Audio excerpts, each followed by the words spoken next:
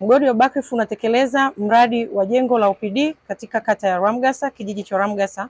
Bajeti ya CSR ya vipindi viwili 2023-24 na 2024-25. Jengo hili la wagonjwa wa nje litatumika kutoa huduma zote za msingi zinazotakiwa kuwepo katika jengo la wagonjwa wa huduma za nje. Mheshimiwa Naibu Waziri, jumla ya fedha zilizokuwa zimetengwa kwa ajili ya kazi hii ilikuwa ni milioni 300.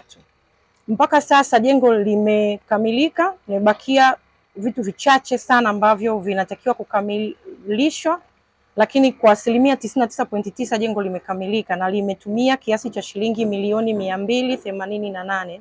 Mheshimiwa Naibu Waziri, hata hivyo tangu mgodi umeanza uzalishaji mwaka 2021 mpaka sasa mgodi umeshatumia zaidi ya bilioni 2 kwenye miradi ya jamii, na vile vile tumeendelea kushirikiana na jamii inayotuzunguka katika kazi na mahusiano mema na sisi kuendelea kuweza kufanya kazi zetu sawasawa. Mapendekezo. Mheshimiwa Naibu Waziri, kwa miaka yote hii mgodi umekuwa ukitekeleza miradi ya elimu na afya.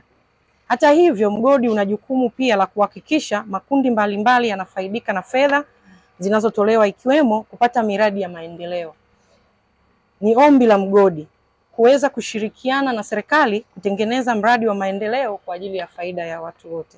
Kupitia jukwaa hili niweze tu kutoa wito kwa migodi mingine ambayo iko ndani ya jimbo la Busanda, migodi mingine ambayo iko mkoa wa Geita iweze kuona na ige mfano kwa wenzao wa Buckreef wanavyofanya, ili kuona namna gani wanaishi na jamii yao karibu, na jamii inaona matunda ya rasilimali ambazo Mwenyezi Mungu amewekea chini ya haya madini. Kwa hiyo jamii itambue umuhimu wa miradi hii na sisi tuilinde miradi hii. Mheshimiwa Rais wa Jamhuri ya Muungano wa Tanzania Dr. Samia Suluhu Hassan, yeye anaelekeza kama overall wa serikali, anaelekeza, na sisi huku chini kama wasimamizi ni lazima tuhakikishe tunasimamia miradi hii ilete tija kwenye jamii na jamii ione matokeo ya haraka, na wenyewe jamii ndio watoe ushuhuda kwamba kweli miradi hii inaleta manufaa kwao, na sasa lile tabasamu ambao Dr. Samia Suluhu Hassan ametuasa kweli jamii ione tija miradi hii na waweze kunufaika. Na mmeniambia kwenye ripoti yenu pale kwamba mwezi wa pili 2026 OPD itaanza kufanya kazi.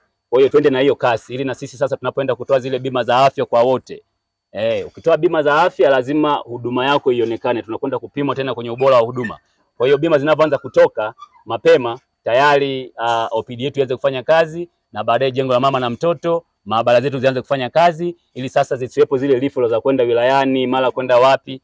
Mambo mengine tumalize huku kwenye vitu vyetu vya afya. Ndio maana tunapoomba fedha serikali kuu waone fedha, tija ya fedha zile zinazoenda kuwasaidia wananchi.